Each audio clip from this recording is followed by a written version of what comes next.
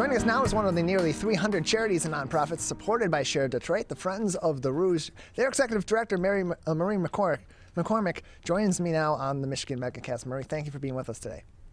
Hi, thanks so much for having me. It's a pleasure to be here. Yeah, good Thank you. Good to have you with us. So first off, if you just tell us, for those that are unfamiliar, what is the Friends of the Rouge and the inspiration behind this nonprofit? So Friends of the Rouge is a 501c3 nonprofit, like you just mentioned. We're one of many nonprofits in the Metro Detroit area. We were formed in 1986 as a environmental nonprofit meant to clean up the Rouge River.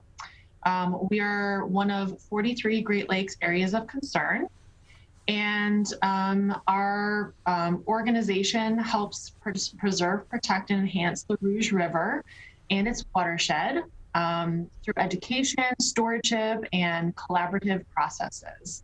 So our watershed encompasses 48 different communities and is 467 square miles. We're joined by Marie McCormick, Executive Director of the Friends of the Rouge River, joining us on the Megacast, a Share Detroit-supported charity and nonprofit. More information from Share Detroit on their website, sharedetroit.org. And so can you tell us about how the Rouge River how far it actually stretches in southeastern Michigan? Because we would know about it if you're in the local area surrounding the Rouge River, but it actually extends for quite a space. Yeah, thanks for asking. It's quite an extensive urban majority watershed. It covers 48 communities, like I mentioned, 3 counties. So it covers sort of the southern half of Oakland County, a large portion of Wayne County, and then the eastern half of Washtenaw County.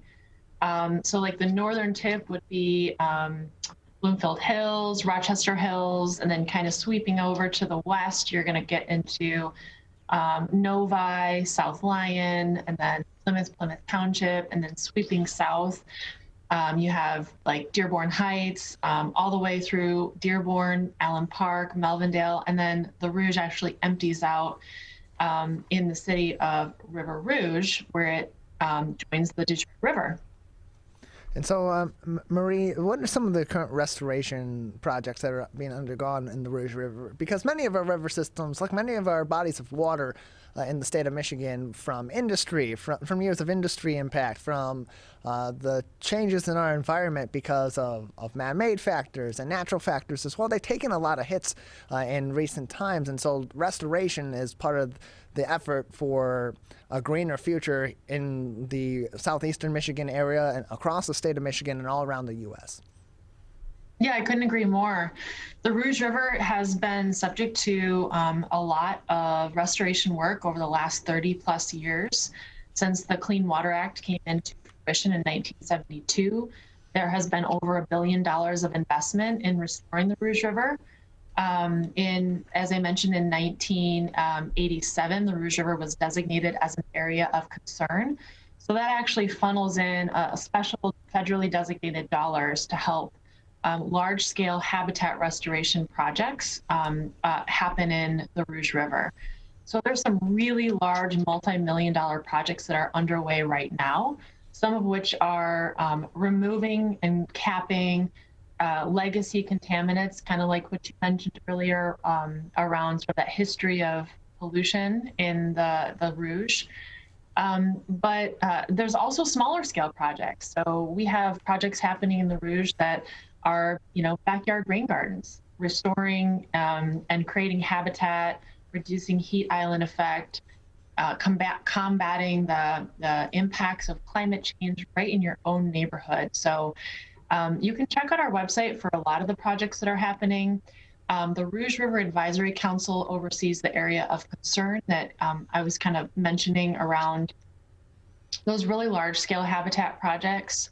Projects that might be of interest to folks are the concrete channel that runs through the city of Dearborn. It's a sort of concrete funnel of water that was created in the 70s to help mitigate flooding. Is now a site for some really great upland habitat restoration work, some connection of historic oxbows, as well as some new wetland creation, and sort of pairing that, not only the habitat piece, but also how are humans going to interact and benefit from that habitat improvement. and creation of access to those greenways and blueways.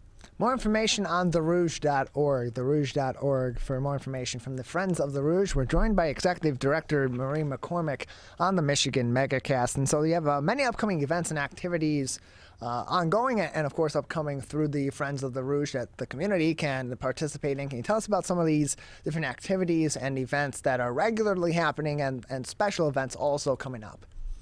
Sure. Thanks for asking. One of our really upcoming events is our end of the winter paddle.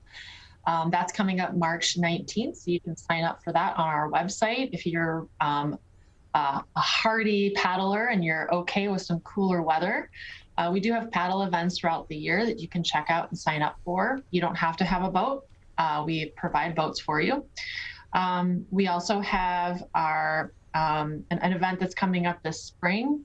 We need lots and lots of volunteers to help us with a floodplain tree planting project over the course of 4 weeks.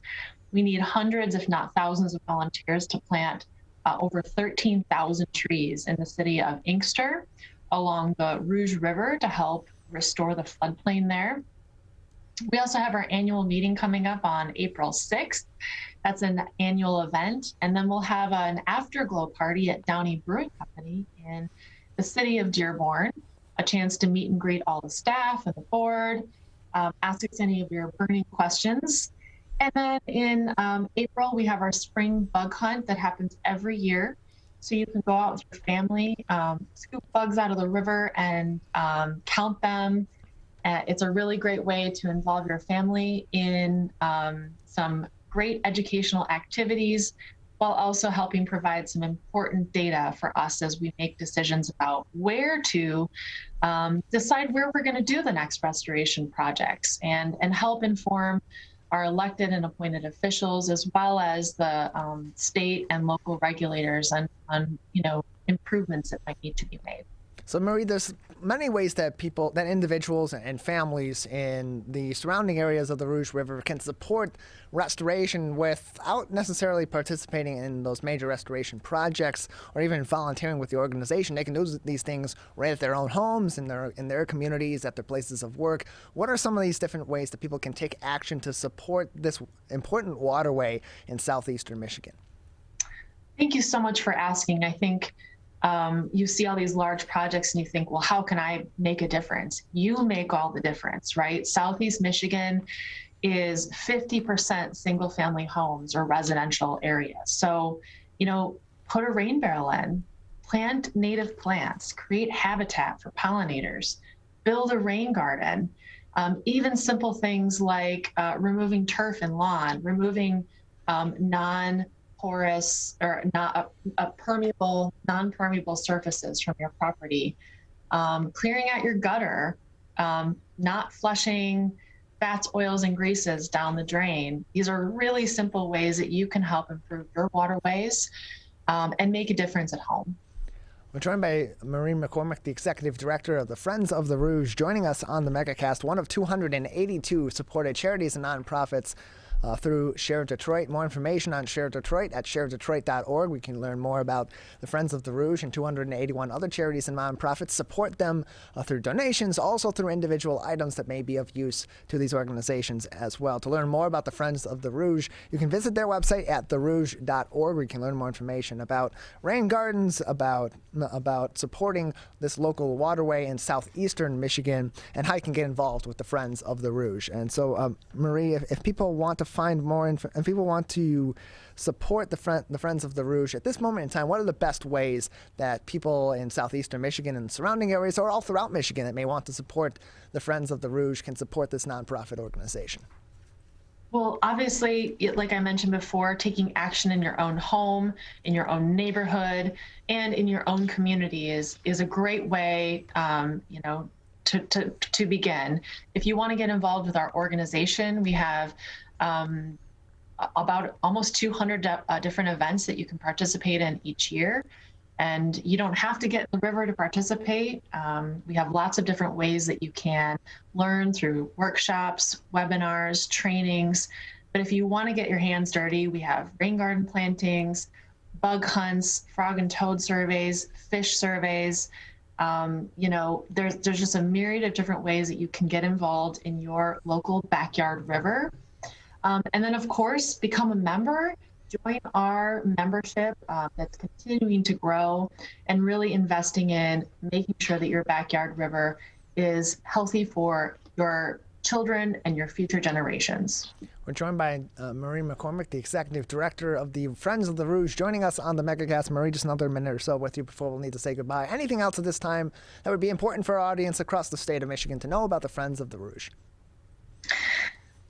This organization's been around for 3.5 decades. It's just an absolute honor to be a part of it. The people just make it wonderful to be a part of. And I invite you also to become part of the work that we do. And I think it's just so important to have a community as part of this work, and we couldn't do it without you. So please do join in. Marie, thank you so much for your time. Thanks so much. Have a great day.